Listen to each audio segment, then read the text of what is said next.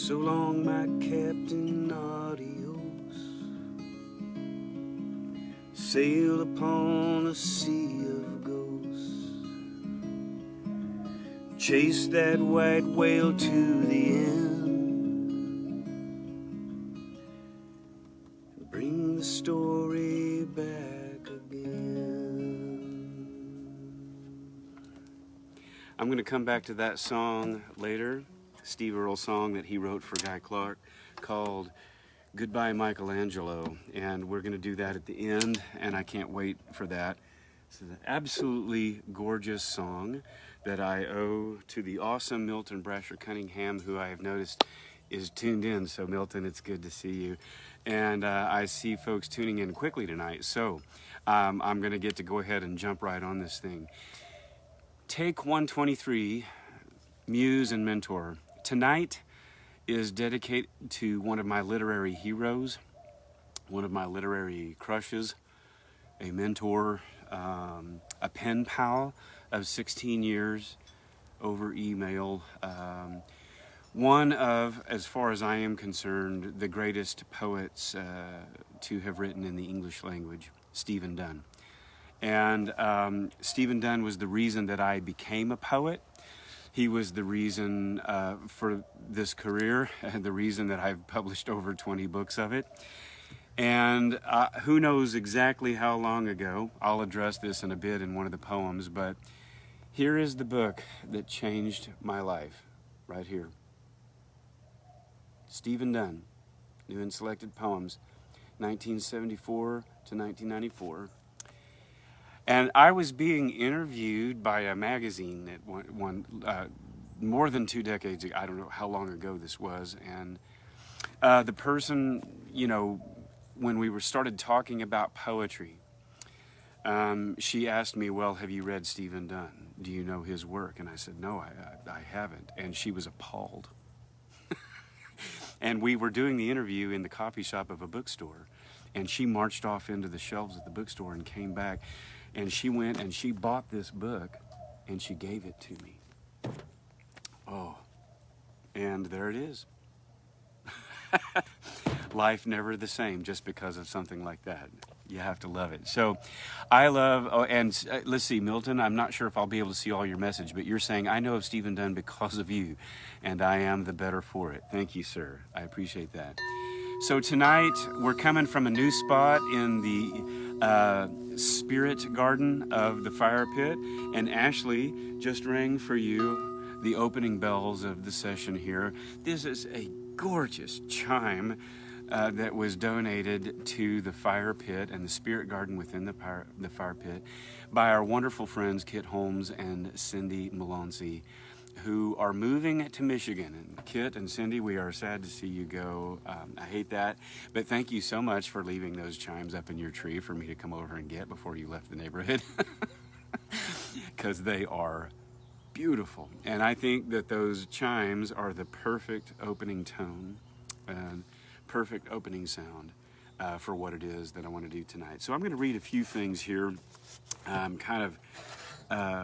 going to jump back and forth. I am going to read one of the pandemic poems that is dedicated to Stephen Dunn.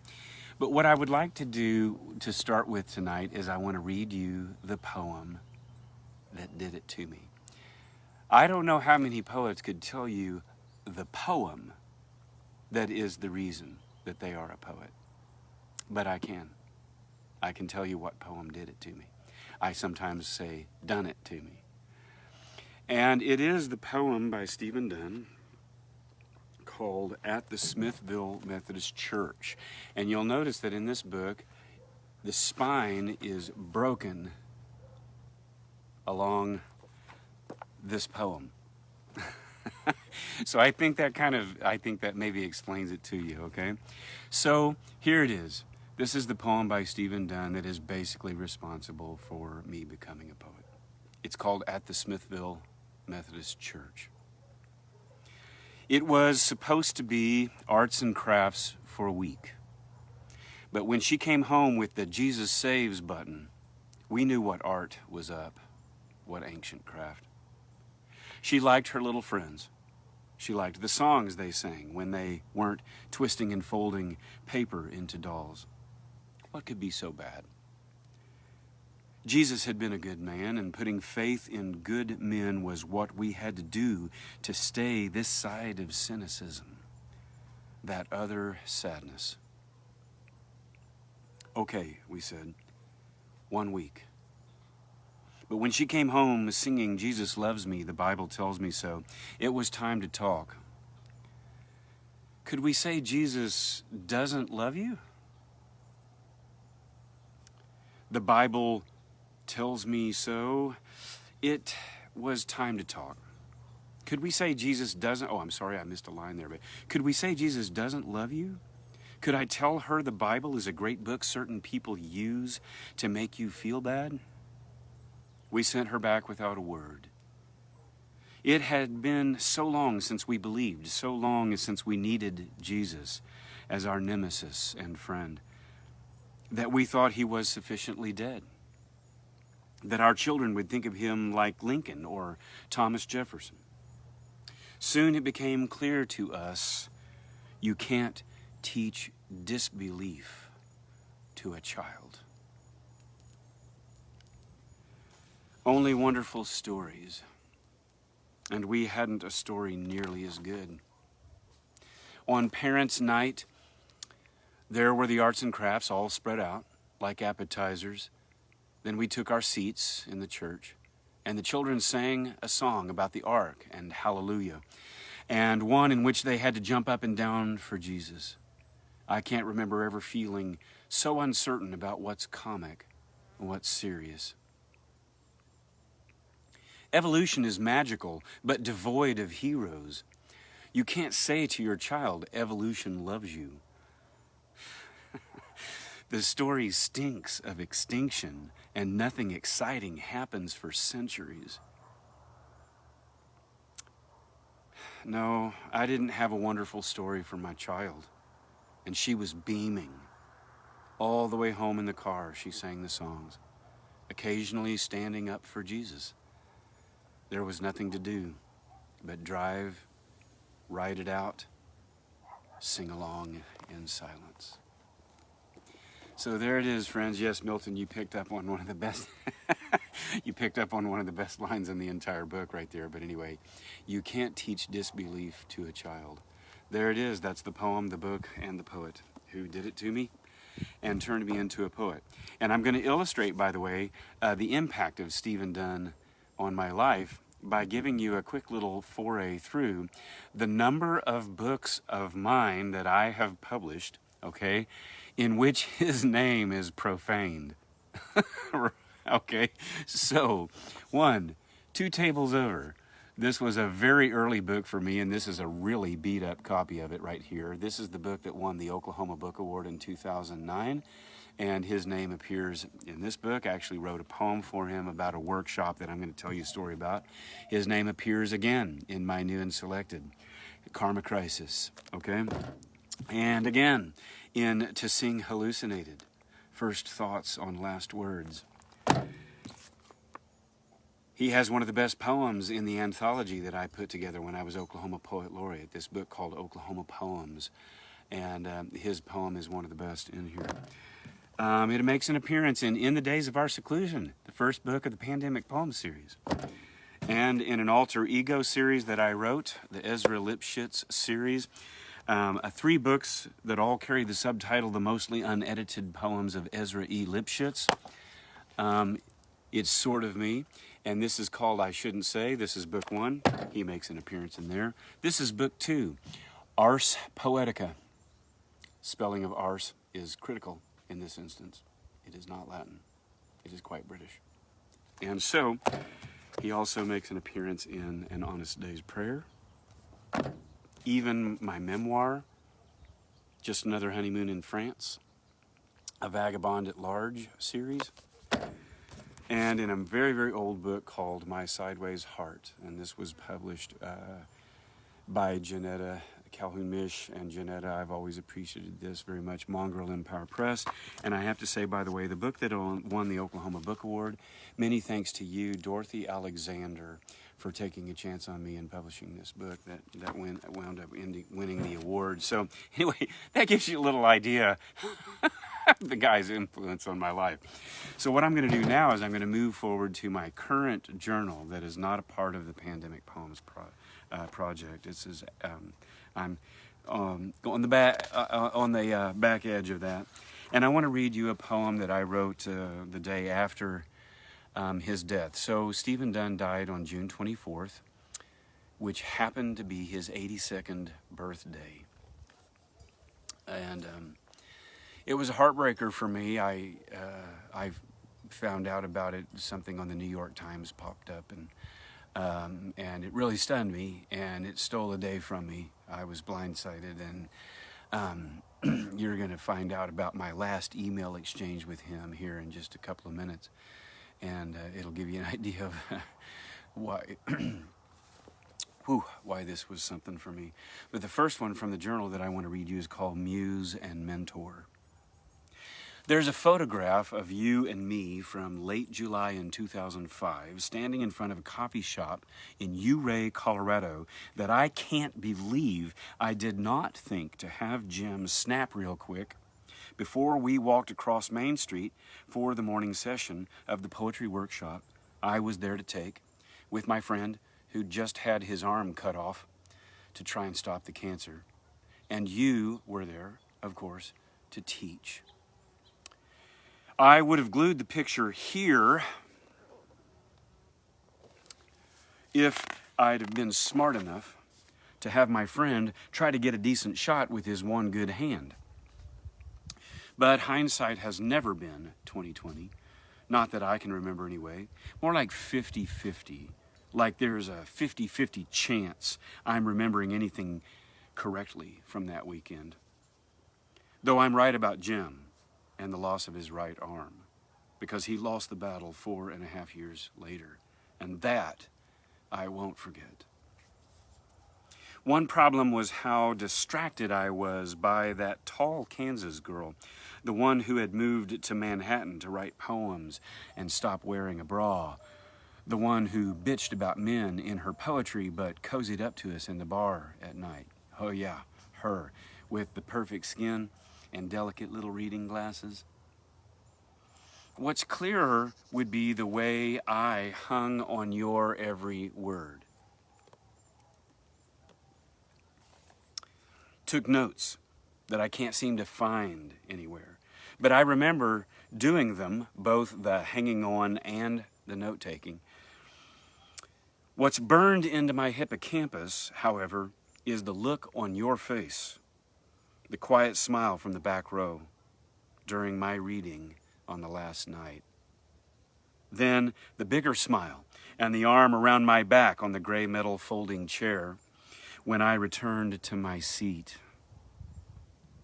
The pat on a shoulder with a sharp signal from those dark, deep knowing eyes that seemed to say, "You've got this, kid. It might take 10 to 20 years, but you've got this." So, as a young poet, you don't recover from those moments when you're a Pulitzer Prize winning workshop leader that you've, been a fan of for a long, long time, puts his arm around you and kind of just does that head, scratch that, "You've got this, kid." And so, yeah, that I would say that was another moment, along with his poem.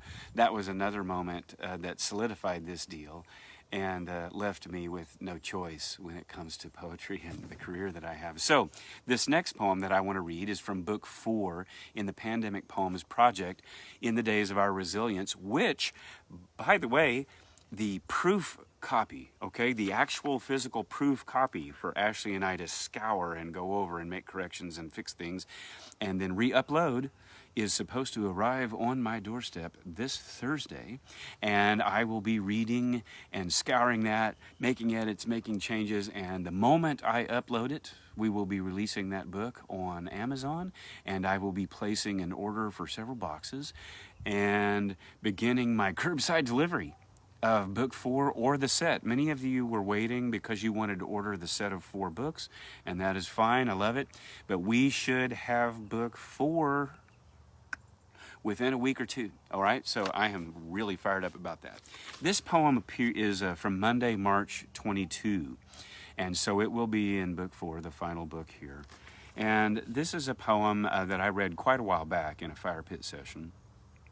It is for Stephen Dunn, and it's called Your Fault. I read your poem back on page 183 at the Smithville Methodist Church. I don't know, some 30 years ago, maybe more. And that was it. The end of ever having a real job. A beautiful affliction, this thing, poetry. I don't mean to blame you, but I suppose I am anyway. You said at the end of the 3rd stanza, cynicism, that other sadness. And I wanted to know more. Please go on, I thought. Then, later, you questioned if you could tell a daughter the Bible is a great book certain people use to make you feel bad. And I might have said out loud in public, holy shit. Me too, at the bottom of the page, just before I turned it to find yet more gold, you said, soon it became clear to us, you can't teach disbelief to a child. And that, yes, that was the breaking point. I hung my head, turned to the fates, and asked where to sign.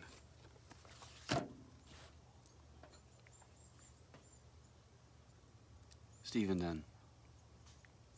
Objects in the mirror are larger than they appear. Oh my, housefly. Oh, that was a big one. He died a happy death. Oh, cheers to Stephen Dunn. My goodness. So I'm going to close tonight with a poem that is written the day after in the big journal here. The title of this journal is I Just Couldn't Throw It Away. It's full of pictures and things that I couldn't get rid of and stuff and detritus that I couldn't throw away. So, hey, Daryl, good to see you. Deanna, nice to have you here. You guys chime in. Tonight, I would love it. By the way, if you have been influenced by Stephen Dunn in any way or appreciated or loved his poems, one of the things that I wanted to do tonight in the comment section was I would love for you to express a poem or a line, anything from Stephen Dunn, that blessed your life in some way and touched you, because I think that would be a wonderful memorial for him, is to be remembered in this way on this fire pit session. And so please, if you're familiar with the work, toss something in there. I would love to see what it is that you remember. Give the name of the poem or give a few lines or something like that, or maybe it was a book. But I would love to hear about that. So the last thing that I'm going to read tonight is called Enough to Go On. It's for Stephen Dunn, June 24, 1939 to June 24, 2021. Written on Sunday, June 27. Your last email to me on April 7th, 2021 at 1:26 p.m. reads, Dear Nathan, an old friend is visiting, and just moments ago, I swear, he was talking about the Smithville Methodist Church, and he was singing out the same lines you were. Amazing. Thanks for once again making my day. Cheers, Stephen.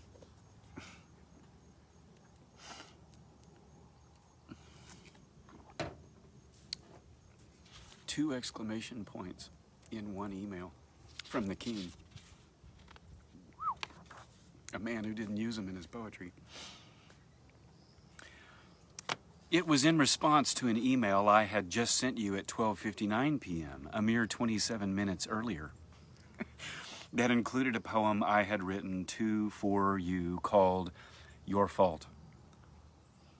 In 16 years of correspondence, I had never sent you one of my poems.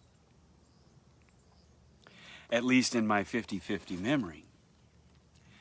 It is an unspoken code a younger poet without a Pulitzer Prize has to learn to keep the relationship alive. Why I decided to do this, I still don't know.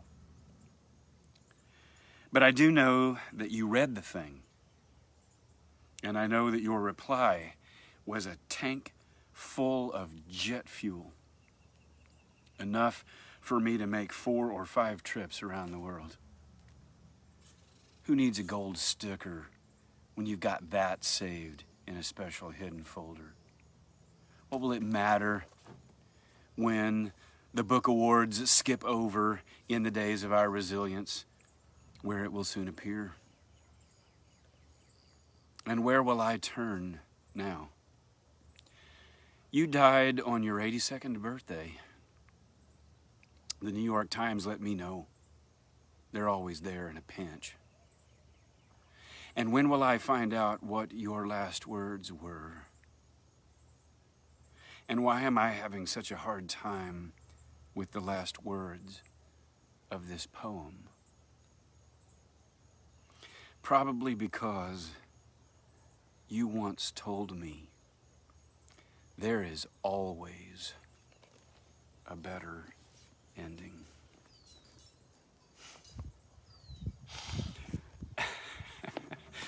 One of the deadliest pieces of advice I ever received. Oh, yeah. So, anyway, Stephen Dunn.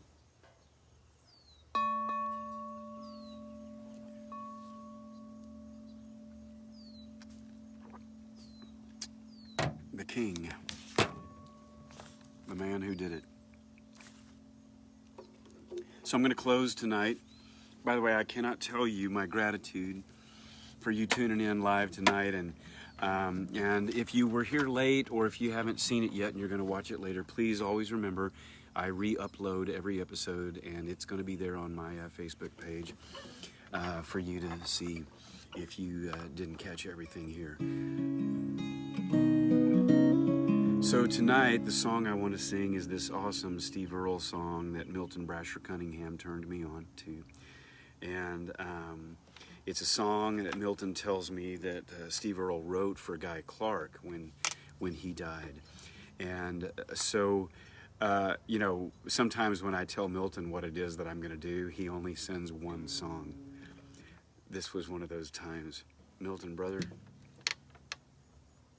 thank you, sir. This is killer.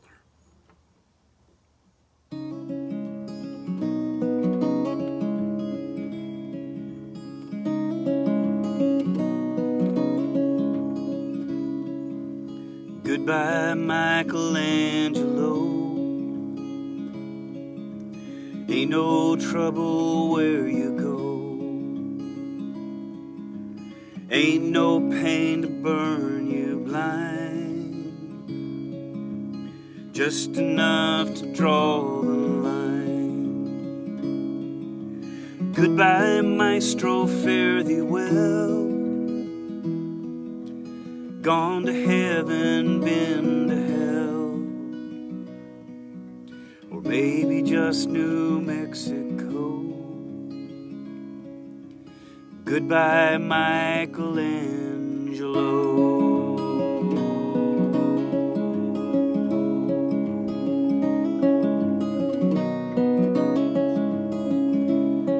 So long, my captain, adios. Sail upon the sea of ghosts. Chase the white whale to the end. Bring the story back again. I'm bound to follow you someday. You have always shown the way, so we knew where we had to go. Goodbye, Michelangelo.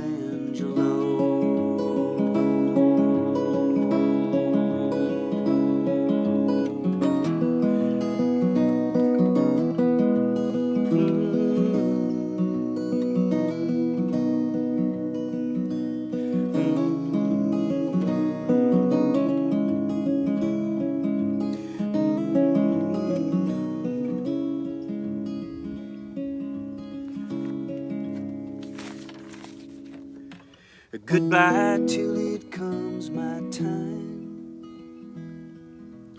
I won't have to travel blind. You taught me everything I know. So goodbye, Michelangelo.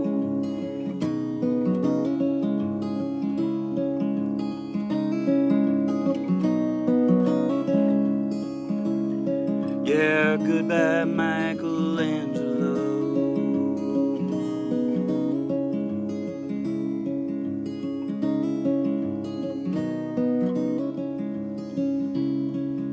Oh, goodbye, Michelangelo.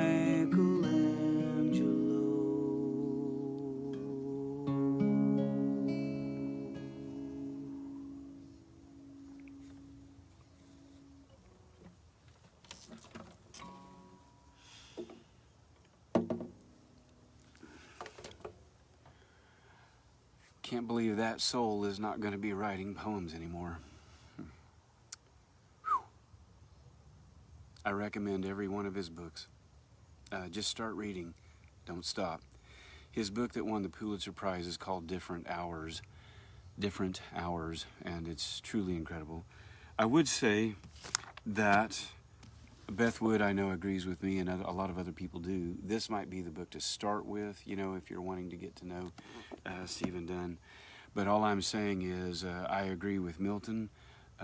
He said, and, you know, it said that he knew about Stephen Dunn because of me, and he finished it with saying, and my life is the better for it. Milton, I think that's about it right there, brother. Stephen Dunn. Cheers, everybody. Salud, na zdrowie, slancha, santé. And so, since I can't burn journals and books and stuff, what we're going to do is we're going to walk over to the fire pit together, and we're going to burn the poem from the Pandemic Poems Project that I wrote for him that's dedicated to him for the book that's going to be out soon. And we'll leave this scene here. Oh my goodness. Kit, Cindy.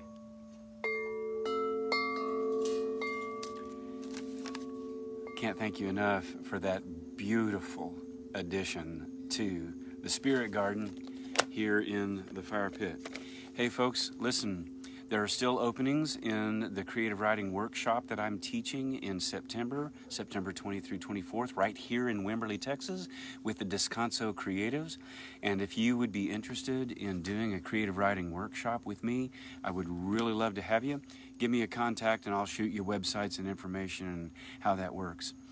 The other thing I need to let you know, I launch my Patreon page this Thursday, July 1st, and I'm very excited about it. What I have decided is that I'm going to do both. I'm going to continue doing some fire pit sessions here on Facebook Live for the folks who are used to it and accustomed to it. But my Patreon page is going to be the fire pit sessions on steroids, and we are going to go deeper into the artist's life. And for those of you who might be interested in maybe helping me out a little bit and supporting me on this artist journey as I try to reboot a touring career, and which will, in all honesty, probably take a couple of years to recover and get going again. And my Patreon page is just something that I'm hoping, it's a new venture, something that I'm hoping that could maybe help me out in the meantime. And so for those of you who want to dig a little deeper, go a little deeper into the poems, maybe, you know, how my writing process works, new songs, new poems, not just the Pandemic Poems Project, all, you know, new things and fun videos and how-to. We might even get into some creative writing workshopping together on Patreon, things like that. So I would love to have you, and I'll be putting out more about that. We launch on July 1st. So let's close tonight, and let's go honor Stephen Dunn at the fire, and we shall burn his poem. So come with me. I see smoke, so we should still have a fire. Let's go. Here we go. All right. So we'll come through. Walk with me.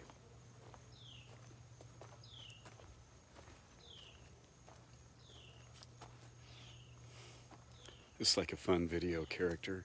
Like, yeah. Okay, the main character in the video is the margarita. Okay, so here we are at the fire. Oh, a beautiful, subtle fire tonight. It has been extraordinarily soggy in the Texas Hill Country, like really soggy here. And so, has the world not gone meteorologically completely insane? As my friends in Oregon are nearing death, and I believe, if I'm not mistaken, that right now at the moment here in the Texas Hill Country, it is 79 degrees and cloudy, and we've been having rain. So we know it's total insanity. But remember, climate change isn't real, boys and girls. Let's say goodbye to one of the greats, one of the greatest, the poet Stephen Dunn. Let's do this together. Thank you, Stephen. You meant the world to me. I love you, and I will miss you dearly. And sail on.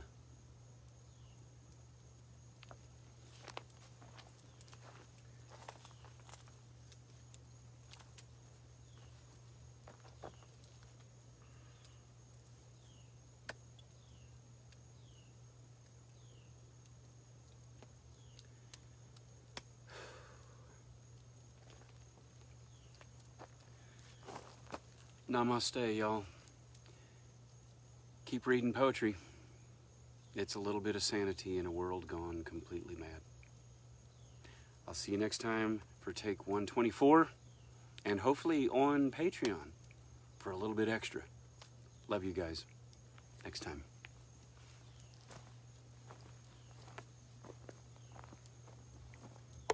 Let's go with Stephen into the sky.